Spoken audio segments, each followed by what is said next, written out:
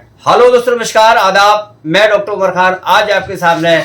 बहुत लोगों की डिमांड थी, बहुत लोग कुछ सुनना चाहते थे, जानना चाहते थे, पूछना चाहते थे कि डॉक्टर खान सर हमें ये बताइए। बहुत सारे कमेंट्स थे कि आप इस मुकाम पर कैसे पहुंचे, क्या कहानी है। तो छोटा सा मैंने आपके लिए ये वीडियो बनाया है ताकि आप लोग जान सकें कि पशुपालन, पशु चिकित्सा एक ऐसा विज्ञान है, एक ऐसी कला है, एक ऐसी आर्ट है जिससे आप बेजुबान पशुओं की सर्जरी करके, इलाज करके सवाब का काम और थोड़ा आर्थिक भी अपना फायदा उठा सकते हैं और लोगों की मदद कर सकते हैं। और आप समाज में एक मैसेज दे सकते हैं कि हम पशुओं का इलाज बाखूबी और बेहतर ढंग से कर सकते हैं। तो स्टोरी यह है कि मेरा नाम डॉक्टर उमर खान है। लगभग 50 करोड़ लोग के आसपास मुझे व्यूअर से मुझे देखते हैं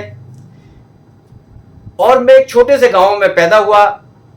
उस गांव का नाम मोहम्मदगंज, जो चंदोसी तहसील के अंतर्गत आता है, जनपद बुलंदशहर से 100 किलोमीटर की दूरी पर।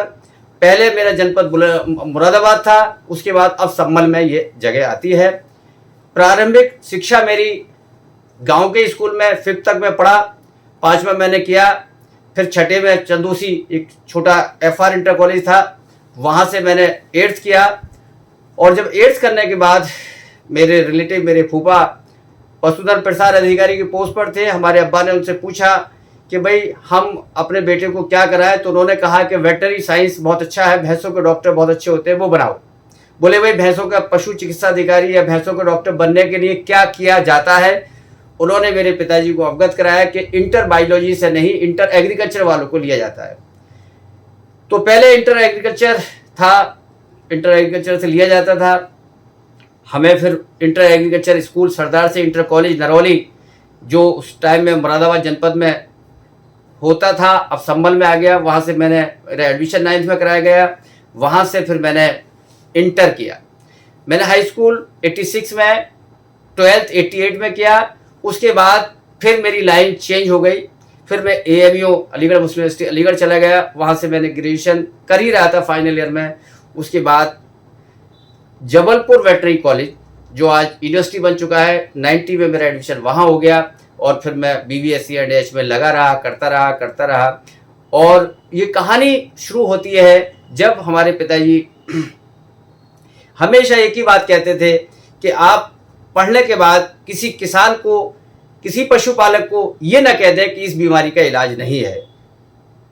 आपको आखिर तक इलाज करना है, बेहतर इलाज करना है, आंखें खोल के इलाज करना है। और किसी को ये ना कह देना कि इलाज, इस पशु का इस अवस्था में इलाज नहीं है, आपको आखिर तक इलाज करना है। अब कहानी शुरू होती है यहाँ से। जब हम वेटनरी कॉलेज जबलपुर गए, बहुत छोटी सी उम्र थी, एक अलग स्टेट था, एक अलग प्रदेश था, वहाँ की भाषा, वहाँ की चीज़ें बिल्कुल अलग अलग थी, समझ में नहीं आती थी बहुत सी चीज़। और वेटनरी साइंस के बारे में बहुत ज़्यादा मुझे नॉलेज नहीं थी। बहुत कुछ समझ में आती थी, कुछ चीज़ें इधर से निकलती थी, कुछ उधर से निकलती थी, समझ में नहीं आता था। बड़ा मुश्किल तमाम मेहनत कर गुरु के तमाम लोग के प्रयास से बड़ा मुश्किल तमाम डिग्री करके आए वहाँ से। और हमेशा ये लगे रहते थे, मानते रहते थे, करते रहते थे कि आखिर मैं एक ऐसा काम करूँगा, ऐसा नाम करूँगा कि जो पशुपालन में किसी ने नहीं किया हो, पशु चिकित्सा विज्ञान में किसी ने नहीं किया हो। मैं वो काम करूँगा जो कोई नहीं कर पाए। पढ़ने की ललक पैदा हुई, पढ़ते रहे। डिग्री के बाद ज़्यादा पढ़ा, डिग्री में उतना नहीं पढ़ा। डिग्री में काम लायक पढ़ते थे। डिग्री के बाद निकलने के बाद फिर बहुत सारी चीज़ें पढ़ी, सारे गुरुओं के साथ रहे, बहुत सारे लोगों का योगदान।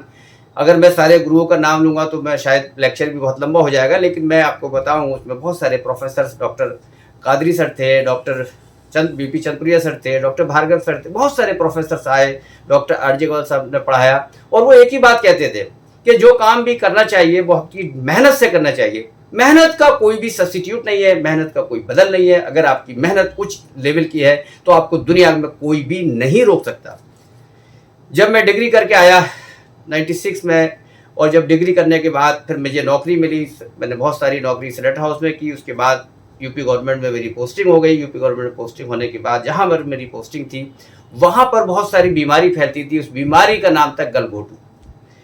हम सुबह शाम इलाज करते थे, भैंस मर जाती थी, अगले दिन इलाज करते थे, भैंस, बहुत सारे पशु मरते थे। मैं बड़ा परेशान था, विचलित था कि आखिर इस भैंस को कैसे बचा पाऊँ। फिर मैंने काम किया, बहुत सारी मरी भैंसों पे काम किया। वो काम करता ही चला गया, करता ही चला गया। 200 लगभग मैंने पोस्टमार्टम किए होंगे मरने के बाद। पीएम किए और पीएम करने के बाद ये देखा कि इसकी अंदर जो है फ्रॉथ बढ़ जाते हैं, झाग बढ़ जाते हैं, सांस पशु को नहीं आ पाता है और जो मौत का कारण है वो due to the difficulty respiratory problem होती है। फिर मैंने पहला ऑपरेशन किया, फिर दूसरा ऑपरेशन किया, तीसरा ऑपरेशन किया, चौथा ऑपरेशन किया और ऑपरेशन करते करते एक स्टेज ऐसी आई कि तमाम लोग बुलंदशहर वहाँ के कहने लगे बदायूं कि डॉक्टर खान के पास मत जाना, वो भैंस को मार देगा, सीधा गला काट देगा, सीधा गला काट देता। लोग बचने लगे, कुछ लोग आने लगे। एक दिन फिर वही लोग जो मेरे बुराई करते थे, चूंकि आपका काम है काम करना, बुराई की परवाह नहीं करना, आपका काम है मिशन, टारगेटेड काम होना चाहिए। फिर हमने काम किया और फिर ऐसा काम किया कि उस पर हमने बहुत नाम कमाया, बहुत सारा लोगों ने सम्मान दिया। मैं जिन गांवों में जाता था लोग कहते थे वो डॉक्टर है जो गलघोटू का ऑपरेशन करते। रोज अखबारों में खबर आती थी 1 दर्जन पशुओं का ऑपरेशन करके सफल ऑपरेशन डॉक्टर पशु चिकित्सा अधिकारी डॉक्टर बना ने किया। लोग पेपर में आता था, मीडिया में आता था। फिर पॉलीवेट इंटास में गया। यहाँ से पशुपालन की कहानी शुरू होती है 2001 से कि मैंने क्या क्या किया। 2001 में मैंने गलघोटू पे काम किया, पॉलीवेट इंटास में पेपर आया। पेपर आने के बाद लोग मुझे पहचानने लगे। उसके बाद मैंने वहीं से रिटेंशन ऑफ यूरिन के ऊपर काम किया, बहुत सारे पशु मैंने वहाँ बचाए। धीरे धीरे फिर मैंने सीजर पे काम किया, सीजर किए। फिर यहाँ आके मैंने बहुत सारा काम किया और एक एक चीज पे मैंने हर्निया पे काम किया। जो बड़ी बड़ी प्रॉब्लम्स थी, जो पशुपालन में लोग छोड़ देते थे, लोग बात नहीं करते थे, लोग डिस्कस नहीं करते थे। रिकरेंट टेम्पेनी पे, रूमेटोमी पे काम किया, डीएच पे काम किया, इंटूससेप्शन पे काम किया, फाइबरग्लास प्लास्टर पे काम। कोई ऐसी चीज नहीं थी, कोई ऐसा वो नहीं था जिस पर मैंने काम नहीं किया। मोटिवेशन पे काम किया, कॉलेज में जाके लोगों को मोटिवेट किया। हर एक कॉलेज में जाता था, मोटिवेशन करता था, मैं लोगों को पढ़ाता था, लोगों को बताता था कि नहीं, अगर आप अपने ऊपर काम नहीं करते तो आप महान नहीं बनोगे। महान बनने के लिए आपको अपने ऊपर काम करना पड़ेगा। और अपने ऊपर भी काम कौन सा करना पड़ेगा? पॉजिटिव वर्क करना पड़ेगा। सारा काम को मैं रिकॉर्ड करता था, सारा काम मेरे पास रिकॉर्डेड था। उस टाइम में मोबाइल का दौर शुरू ही हुआ था। उसी टाइम में मेरे पास कैमरा भी मेरे पास होता था। लेकिन N73 मोबाइल ने मेरी लाइफ को बदला। N73 मोबाइल नोकिया का आता था, उसको उस टाइम में 12,500 या 15,000 का आया था वो। उसको लेके उससे मैं वीडियो शूट करता था। एक लैपटॉप था मेरे पास, उसमें मैं भर लेता था। लगभग 1800 वीडियो मेरे पास प्रिजर्व थी, जमा कर रखी थी और हर एक चीज़ को मैं रिकॉर्ड करता था। फिर एक बहुत बड़ी घटना मेरी लाइफ में घटी और मेरी में नहीं घटी, पूरे हिंदुस्तान में नहीं घटी, पूरी दुनिया में घटी। मेरा बच्चा दिल्ली में पढ़ता था, मैं दिल्ली में उससे मिलने गया। फैमिली मेरी दिल्ली में रहती थी। मैं लॉकडाउन में फंस गया। जब लॉकडाउन में फंस गया तो मेरे बोलने का बहुत शौक था, हर जगह बोलता था, हर जगह बोलता था। मेरी पोस्टिंग गजरौला में थी। और क्या हुआ, फिर मैंने जो है वहाँ फेसबुक पे आया। फेसबुक पे लोगों ने मुझे सुना। फिर मेरे बेटे ने मुझसे कहा कि आप बोलते हो तो यूट्यूब चैनल बनाओ। मैंने वहीं से लगभग 2-2.5-3 साल पहले यूट्यूब चैनल बनाया। और जो कुछ मेरे पास मटेरियल था मैं उस मटेरियल को रफेज में डालता था। मैं नहीं जानता था एडिटिंग किसे कहते हैं, मैं नहीं जानता था किस तरीके से देखा जाता है, मैं नहीं जानता था ब्लड देखना। तो शू की वीडियो अगर आप मेरी देखना चाहोगे तो सब कुछ वीडियो जो है वो सारी रफेज पड़ी हुई है। 30 मिनट की, 40 मिनट की मैं डालता रहा। फिर मुझे लोगों ने बताया, एक्चुअली आप जब काम करने निकलते हैं तो पूरी ताकत, पूरी प्रकृति आपकी सेवा में, आपकी समर्पण में, आपको बताने में, आपकी कामयाबी में योगदान प्रदान करती है। अगर आप पॉजिटिव वर्क करने के लिए निकलते हैं और अगर नेगेटिव वर्क करने के लिए निकलते हैं तब भी पूरी प्रकृति आपका साथ देती है। अगर एक दिन आप चोरी करने के लिए निकलते हो तो धीरे धीरे चोर से आप बदमाश, डकैत और बहुत बड़े शातिर बदमाश बन जाओगे। इसी तरीके से अगर सर्जरी के लिए निकलते हो, छोटी छोटी सर्जरी से आप बड़े सर्जन बन जाओगे, छोटी ABCD से आप बन जाओगे। आपका जो मिशन है उस मिशन में आपका पूरा प्रकृति साथ देती है, क्योंकि आप पॉजिटिव माइंड से काम करते हो और जो पॉजिटिव माइंड से काम किया जाता है उसे दुनिया में कोई भी नहीं रोक सकता। एक मिशन था, मैंने नहीं देखा मुड़कर, किसी को मुड़कर नहीं देखा। मेरा मिशन था सर्जरी, वेटनरी। वीडियो डालता रहा। फिर मैंने लोगों ने बताया कि ऐसे ऐप आता है, फिर ऐप आता रहा। जब मैंने पहला वीडियो बनाया, पहले वीडियो अपलोड करा तो मुझे ये पता चला कि इसमें 1000 सब्सक्राइबर के बाद ये मोनेटाइज हो जाता है। तो मैंने 1000 के लिए बड़ा प्रयास किया, लोगों को फ़ोन करता था, जो भी रास्ते में मिलता था उसका वीडियो लेकर, उसका मोबाइल लेकर मैं उसको मोनेटाइज करता था। तो लोग सुबह से शाम तक 10 करता था, 5 रह जाते, 5 लोग उसको पता क्या करते थे, डिमोनेटाइज कर देते थे और वो मामला खत्म होता चला। धीरे धीरे फिर पता चला हमारे 1000 हो गए। फिर उसने बताया कि 4000 घंटे आपको चाहिए वॉच टाइम। तो वॉच टाइम भी बड़ी मुश्किल से पूरा होगा। उसके बाद हमारा सफ़र शुरू होता है, हमारा चैनल मोनेटाइज हुआ। फिर हमारा सफ़र शुरू होता है कि अब हमारा टारगेट 1 लाख का है। 1 लाख हुआ। फिर हमने टारगेट दिया कि अब हमारा टारगेट 1 मिलियन का है, 1 मिलियन भी हो गया, 1 लाख भी, जो भी आप सोचते हैं वही चीज़ भगवान पूरा करता है, वही खुदा पूरा करता है। चूंकि खुदा ने ये कह रखा है, भगवान ने कह रखा है, कुरान में ही कह दिया अल्लाह तबारक तआला ने कि मैं उन्हीं की मदद करता हूँ जो अपनी मदद खुद करते हैं। आप जैसा सोचते हैं वैसे ही बन जाते हैं, अच्छा सोचते हो अच्छे बनते हो। तो मेरा आज चैनल उस ग्रोथ पे, इस चैनल में सभी लोग का, मेरे साथियों का योगदान है, अपने दोस्तों का योगदान है कि वो 1 मिलियन चैनल, 1 मिलियन सब्सक्राइबर होने में कोई छोटी मोटी बात नहीं है। मैं ये समझता हूँ, मैंने बहुत सारे चैनल देखे, लोगों से पूछा, इंडिविजुअल कोई भी चैनल वेटनरी साइंस का ऑल ओवर वर्ल्ड में किसी के 1 मिलियन प्लस 50 लाख सब्सक्राइब वो व्यूअर्स, दोनों चीज़ को कोरिलेशन नहीं मिलता।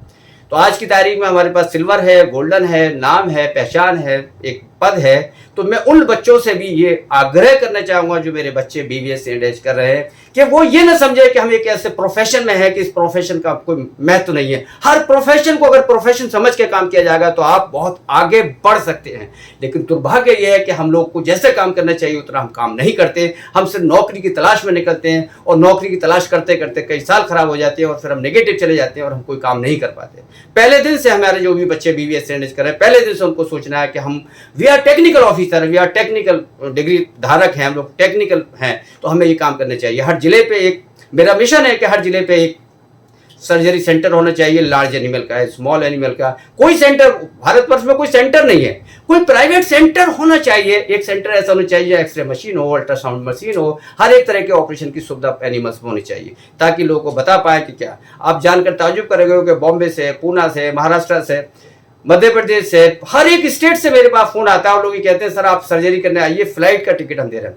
पशुपालन में कोई फ्लाइट से बुलाता है और सर्जरी करा के वापस फ्लाइट से छोड़ता है, ये बड़ी बात है। इसका मतलब कि जरूरत है लेकिन हम अपनी लोगों के पास पहुंच नहीं पा रहे हैं, लोगों को दिखा नहीं पा रहे हैं। मेरा सभी लोगों के लिए मैसेज है कि आप अपने ऊपर काम करिए, कामयाब हो जाएंगे। और कामयाब जिस दिन हो गए उस दिन आपके अंदर एनर्जी आ जाएगी, आप पॉजिटिव हो जाएंगे। और जिस दिन आप पॉजिटिव हो जाएंगे, जो काम भी करेंगे आप बहुत ही मेहनत के साथ करेंगे। फिर मैं आजकल लोगों को ट्रेनिंग देता हूँ। कुछ लोग मेरे बहुत विरोधी हैं, बहुत ही विरोधी हैं। लोग ये कहते हैं कि आप पैरावेट को बढ़ावा दे रहे हैं। मेरा उन भाइयों से, उन लोगों से ये मैं रिक्वेस्ट करना चाहूँगा कि जो लोग भी LA से करके आते हैं, 2 साल का डिप्लोमा, 3 साल का डिप्लोमा करके आते हैं और कॉलेज में कॉलेज लेवल का पढ़ाया जाता है, BBS से करते हैं, वो उस लेवल का पढ़ाया जाता है, प्रैक्टिकल ज्ञान नहीं दिया जाता है। जो कोई प्रैक्टिकल वहाँ होता नहीं है तो प्रैक्टिकल दिया क्या जाएगा। और दुनिया में जिसके पास प्रैक्टिकल नॉलेज नहीं है वो कुछ भी नहीं होगा। 2 टाइप की नॉलेज होती है, किताबी नॉलेज, एक प्रैक्टिकल नॉलेज। किताब से आप इलाज नहीं कर सकते, दुनिया का कोई भी डॉक्टर किताब से इलाज कर ही नहीं सकता जब तक उसके पास प्रैक्टिकल नहीं हो। प्रैक्टिकल होना मस्ट है और प्रैक्टिकल वहां पर आप कर सकते हैं जो प्रैक्टिकली काम करता हो, जानता हो, अच्छे से समझाता हो। सारे लोग के लिए मेरे दरवाजे खुले हैं, आइए, सीखिए और काम कीजिए। पशुपालन में है डायग्नोसिस, अगर आप डायग्नोसिस चाहते हैं, जानते हैं तो आप सब कुछ कर सकते हैं, नहीं तो कर सकते। आज हमारे पास नाम है, हमारे पास स्टूडेंट्स हैं, हमें लोग पहचानते हैं, हमें लोग जानते हैं। हम ये चाहते हैं कि इस मेरे जैसे और लोग भी निकल कर आएँ और बहुत अच्छे से काम करें, बेहतर ढंग से काम करें। सक्सेस स्टोरी ये है कि अगला मिशन हमारा क्या होना चाहिए। कभी भी मिशन को कंप्लीट नहीं समझना चाहिए। एक मिशन कंप्लीट हो, दूसरा मिशन कंप्लीट हो, तीसरा मिशन। जिस दिन आपका मिशन खत्म हो गया उस दिन लाइफ खत्म हो गई, उस दिन आप ही खत्म हो जाओगे, बिस्तर पे लेट जाओगे, चारपाई पे लेट जाओगे। भगवान कहेगा अब तेरा मिशन नहीं तो दुनिया में रह के क्या करेगा, तो हमारे पास आ जा। मिशन को हमेशा जिंदा रखना है। सक्सेस स्टोरी की खास बात यह है कि आप बड़े बड़े लोग की जीवनी पढ़ा करें। जैसे आप जीवनी पढ़ना शुरू करोगे तो आपको लगेगा कि एक महान मर गया तो हम भी महान। एक ऐसा अदरा सा आदमी जो बहुत सारा कुछ टेक्नोलॉजी में जानता था, आज इसको गोल्डन बटन है। गोल्डन बटन की पार्टी हम बहुत जल्दी सेलिब्रेट करने वाले हैं। बहुत बहुत शुक्रिया, थैंक यू, धन्यवाद, आदाब।